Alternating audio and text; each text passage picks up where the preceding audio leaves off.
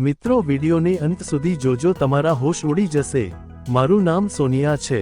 મારા લગ્નને થોડા જ દિવસો થયા હતા, પણ મારા પતિનું વર્તન મારી સાથે કંઈક અલગ જ હતું। તે હજી સુધી મારી પાસે આવ્યો ન હતો, કારણ કે તે જ્યારે રાતે આવતો ત્યારે તે લાઇટ બંધ કરીને રૂમમાં આવી જતો, અને સવારે જ્યારે હું ઉઠતી એ પહેલા તે ઘરેથી નીકળી જતો। પછી મેં આ રાજ જાણવા માટે મારી જગ્યાએ મારી નણંદને દૂધમાં ઊંઘની ગોળી પીવડાવીને મારી જગ્યાએ સુવડાવી દીધી અને હું રૂમમાં સંતાઈ ગઈ। પણ મેં જ્યારે લાઇટ ચાલુ કરી તો મારી ચીસ નીકળી ગઈ।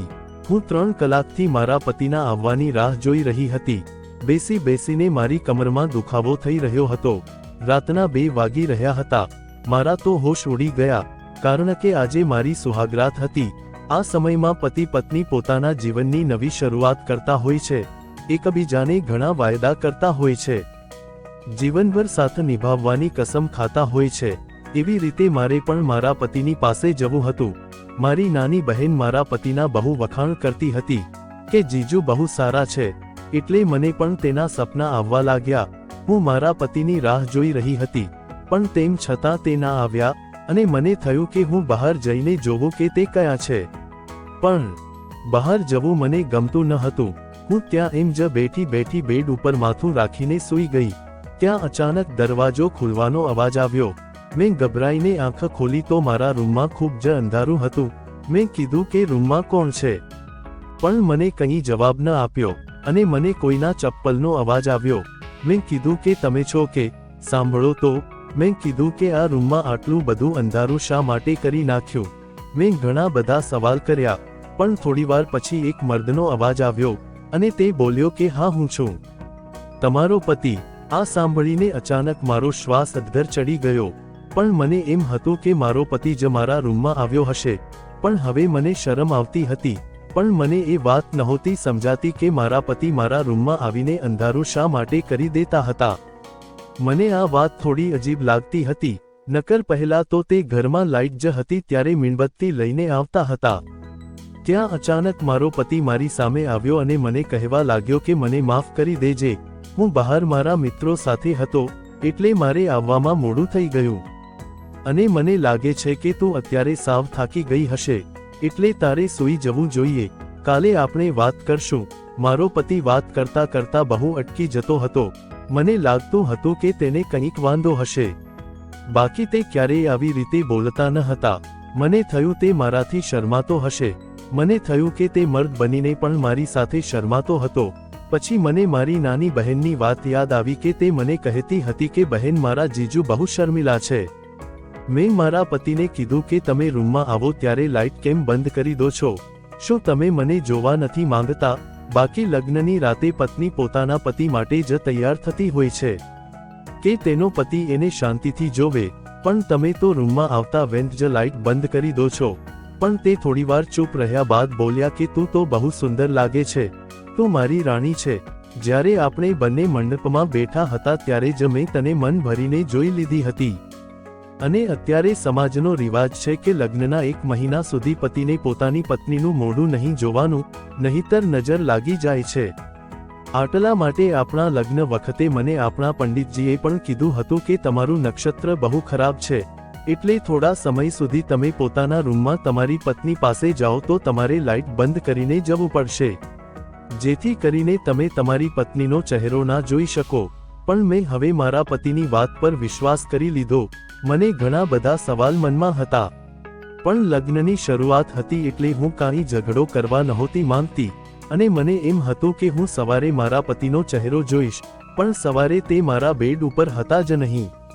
મેં બહાર આવીને જોયું તો મારી સાસુ ઉદાસ લાગી રહી હતી, પણ જેવી હું ત્યાં ગઈ તો મારા સાસુના મોઢા પર ચમક આવી ગઈ, અને તેણે મને ઈશારાથી પોતાની પાસે બોલાવી અને તે મારી નજર ઉતારવા લાગી।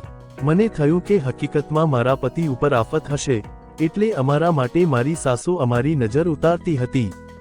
પછી મેં મારી સાસુને પૂછ્યું કે મારો પતિ ક્યાં છે, તો તે કહેવા લાગ્યા કે બેટા એ તો એના કામ પર જતો રહ્યો છે।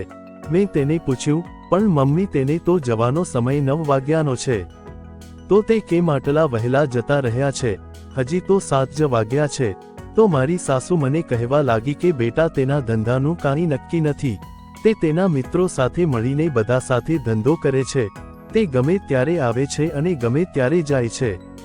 તું વધારે ચિંતા ના કર. પણ મને મારી સાસુની આ વાત સમજાતી ન હતી. મેં તેને પૂછ્યું કે મમ્મી, મને લાગે છે કે તેની લગ્ન કરવાની ઈચ્છા નહીં હોય. તમે જબરદસ્તીથી તેના લગ્ન કરાવ્યા છે, કારણ કે ગઈકાલે રાતે તેણે મારી સાથે કાંઈ વાત પણ કરી નથી અને એમ જ જતા રહ્યા. ત્યાં અચાનક સામેના રૂમમાંથી એક છોકરો બહાર આવ્યો. મેં તેને જોઈને નમસ્તે કર્યું. મારી સાસુ કહેવા લાગી કે બેટા, આ તારો દિયર છે. પણ મારી સાસુ બહુ ઉદાસ લાગી રહી હતી.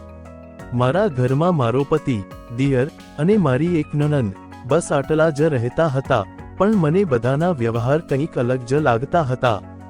મારી નણંદ મને કહેતી હતી કે ભાભી, તમે અમારી સાથે પણ થોડો સમય કાઢજો. મેં કીધું કે હું આખો દિવસ તમારી સાથે તો હતી. પછી મેં તેને કીધું કે મારે તમારા ભાઈ સાથે એક જરૂરી વાત કરવી છે. પણ તે મને કાંઈ જવાબ આપ્યા વગર જ ત્યાંથી જતી રહી. મેં ઘડિયાળ સામું જોયું તો રાત થઈ ગઈ હતી. મને ખબર નહોતી કે મારો પતિ ક્યાં હશે. મને હવે ન આવવાના વિચાર આવી રહ્યા હતા. હું આવીને આમતેમ જોવા લાગી, પણ મારો પતિ ક્યાંની મને દેખાતો ન હતો. પણ જ્યારે હું પાછી મારા રૂમમાં આવી તો મારા પતિ મોઢું છુપાવીને બેઠા હતા. મને થયું કે આજે હવે હું દૂધનું દૂધ અને પાણીનું પાણી કરી નાખીશ. હું ડર્યા વગર તેની બાજુમાં જઈને બેસી ગઈ. મેં તેનો હાથ પકડી લીધો અને મેં તેને કીધું કે હું તમારી સાથે જરૂરી વાત કરવા માંગુ છું. હજી હું આટલું બોલી ત્યાં તેને મારો હાથો મૂકી દીધો અને તે મારાથી પોતાનો યહેરો છુપાવવા લાગ્યા અને મને કહેવા લાગ્યા કે તારે વાત કરવી હોય તો મારી સામું જોયા વગર કરી લે. આ વાત સાંભળીને મને રડાઈ ગયું. મેં તેને મોઢા પર જ કહી દીધું કે તમને કોઈ બીજી પસંદ હોય તો મને કહી દો. તમે મારી સાથે લગ્ન શા માટે કર્યા? તો તે મને કહેવા લાગ્યો કે મને કોઈ બીજું પસંદ નથી, બસ આ મારી મજબૂરી છે. હું તમારો ચહેરો નહીં જોઈ શકું. મને હવે તેની આ વાત પર બહુ ગુસ્સો આવી રહ્યો હતો. તેની આવી તો કેવી મજબૂરી હતી કે તે મારી સાથે સરખી વાત પણ નહોતો કરતો અને મારી પાસે પણ નહોતો આવતો. દિવસો આમ જ વીતતા ગયા. મારો પતિ હંમેશા ઘરની બહાર જ રહેતો, પણ મને એવો અહેસાસ થતો હતો કે હું કોઈની જે નજરમાં છું. પણ જેવી હું આજુબાજુ જોતી તો ત્યાં કોઈ ન હોય. પણ એકવાર જ્યારે હું મારી સાસુને તેના રૂમમાં ચા આપવા ગઈ તો તે રૂમની અંદર ફોન ઉપર કોઈ સાથે વાત કરતા હતા. થોડીવારમાં તે વાતો સાંભળીને તે રડતા રડતા કોઈને વિનંતી કરી રહ્યા હતા અને મેં તેને પૂછ્યું કે તમને કાંઈ ચિંતા છે? તો તે મને કહેવા લાગ્યા કે ના બેટા, મારી નાની બહેન મારી સાથે નથી બોલતી. હું તેને મનાવવાની કોશિશ કરું છું, પણ આમાં હકીકત તો કંઈક અલગ જ હતી. એક દિવસ મારા સાસુની મોટી બહેન અમારા ઘરે આવી અને મારી સાસુને કહેવા લાગી કે તમારા નાના દીકરાની સગાઈ મારી બહેનપણીની દીકરી સાથે નક્કી કરી હતી, તો હવે તેના લગ્નને શું વાર છે? પણ મને લાગ્યું કે મારી સાસુ તેના લગ્ન કરાવવા માંગતી ન હતી. પછી માસી મને કહેવા લાગ્યા કે તારો પતિ ક્યાં છે? હું 2 દિવસથી આવી છું, મને કેમ દેખાણો નહીં? હજી સૂતો છે કે શું? પછી મેં કીધું કે તે સવારના કામ પર જતા રહે છે અને છેક રાતે પાછા ઘરે આવે છે. મારી આ વાત પર માસી ચૂપ થઈ ગયા હતા. પછી મેં માસીને કીધું કે મારા સાસુ તમારી નાની બહેનને બહુ મનાવે છે, તે બંને બોલતા નથી. મારા સાસુ તેની માફી માંગી રહ્યા હતા, તે કેમ હજી બોલતા નથી? મારી આ વાત સાંભળીને માસી પણ મને કહેવા લાગ્યા કે કોણ બનાની બહેન? અમારી કોઈ નાની બહેન નથી, અમે 2 બહેન જ છીએ. પણ મને હવે વિચાર આવતા હતા કે તો મારા સાસુ કોની સાથે વાત કરીને રડી રહ્યા હતા. મારા સાસુ કહેવા લાગ્યા કે તારો દિયર હજી લગ્ન કરવા નથી માંગતો. તો મેં તેને કીધું કે તો અત્યાર સુધી તમે સગાઈ શા માટે એમ જ રાખી? મારી સાસુ મને કહેવા લાગી કે બેટા, મારા બંને દીકરા પોતાની મરજીના જ માલિક છે. હું પહેલેથી આ બંનેથી દુખી છું. આટલું બોલીને તે રડવા લાગી. પછી મને વિચાર આવ્યો કે હવે મારા પતિને મારી મોજૂદગી છે છતાં તેને મારી કદર નથી.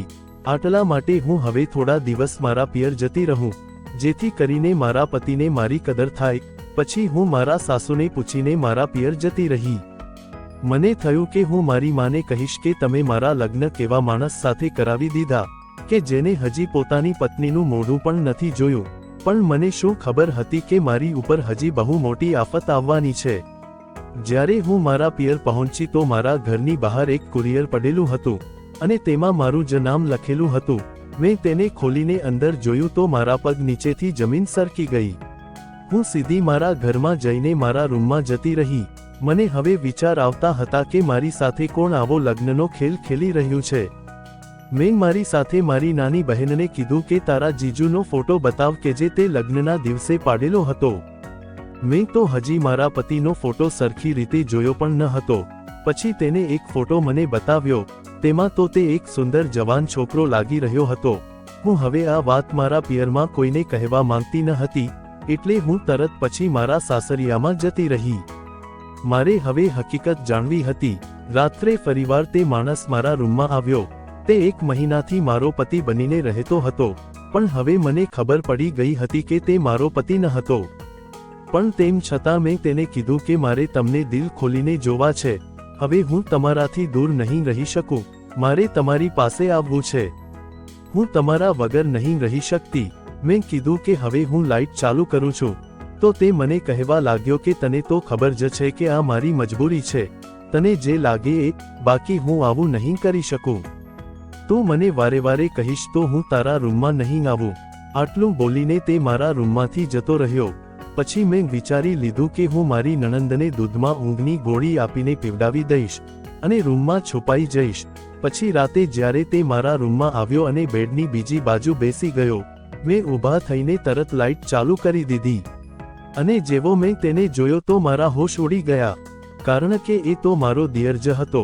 મને થયું કે તે શું 1 મહિનાથી મારા રૂમમાં આવતો હશે, પણ તે મને જોવા લાગ્યો. મેં તેને કીધું કે તને શરમ નથી આવતી આવી રીતે મારા રૂમમાં આવતા? તો મને કંઈ જવાબ ન આપ્યો. પછી મેં તે કુરિયરવાળા પેપર તેના મોઢા ઉપર માર્યા. તેમાં તેને એવું લખ્યું હતું કે હું તમને એ ખુશી ક્યારેય નહીં આપી શકું કે જે તમે માંગો છો. આટલા માટે હું ઘર છોડીને જતો રહ્યો હતો. મારે તમને કોઈ દુઃખ નથી આપવું. મારી માએ તમારી સાથે જબરદસ્તીથી મારા લગ્ન કરાવી દીધા છે. મેં તેને બહુ ના પાડી હતી, પણ તે માન્યા જ નહીં. એટલે હું મારા લગ્નના દિવસે જ ભાગી ગયો હતો, અને આજે હું તમને મારી હકીકત કહેવા આવ્યો હતો. પછી તારી ઈચ્છા હોય તો તું લગ્ન કરી શકે છે. પણ મને સમજાતું નહોતું કે લગ્નની રાતે જ મારો પતિ તો ભાગી ગયો હતો, તો મારો દિયર અત્યારે સુધી મારા રૂમમાં શા માટે આવતો હતો. પછી મેં તેનો કોલર પકડીને તેને ઘગલાવ્યો. મેં તેને કીધું કે તે મારી સાથે આવું શા માટે કર્યું. તો તે મને કહેવા લાગ્યો કે મેં કંઈ ખોટું નથી કર્યું તમારી સાથે. મેં તો બધું મારી માના કહેવા ઉપર કર્યું છે. હું તમારી મરજી વગર તમારી સાથે સંબંધ બાંધવા માંગતો ન હતો. બાકી મારો મોટો ભાઈ તો લગ્નની રાતે જ ભાગી ગયો હતો. પણ મારી માં મને કહેતી હતી કે હું તમારી સાથે અંધારામાં સંબંધ બાંધું એટલે તમે માં બની જાવ, અને મારો ભાઈ નામર્દ છે એની કોઈને ખબર ના પડે. એટલા માટે હું તમારા રૂમમાં આવતો, જેથી કોઈને શક ન થાય. બાકી મેં તમારી સાથે કંઈ ખોટું નથી કર્યું. તમે ચિંતા ના કરો. પણ હું હવે તમને પ્રેમ કરવા લાગ્યો છું. પણ તમારી મરજી વગર તમારી સાથે હું કેવી રીતે કંઈ ખોટું કરી શકું. પણ મેં તેને કીધું કે તમે બધાએ મને દગો કર્યો છે. હું ગુસ્સામાં આવીને ત્યાંથી ભાગી ગઈ અને મારા પિયર આવી ગઈ. એટલે મેં મજબૂરીમાં આવીને મારા દિયર સાથે લગ્ન કરી લીધા. તે તો મને બહુ પ્રેમ કરતો હતો. હવે હું પણ મારા દિયર સાથે બહુ ખુશ હતી. પણ મારો પતિ શરમના કારણે હજી સુધી ક્યારેય ઘરે પાછો નહોતો આવ્યો. મારી સાસુ આ વાતથી બહુ દુઃખી રહેતી, અને તે કહેતી હતી કે બેટા, આ મારા કર્મોની જ સજા મને મળી રહી છે. મિત્રો, આ વિડિયો વિશે તમારું શું કહેવું છે? કમેન્ટમાં જરૂરથી જણાવજો.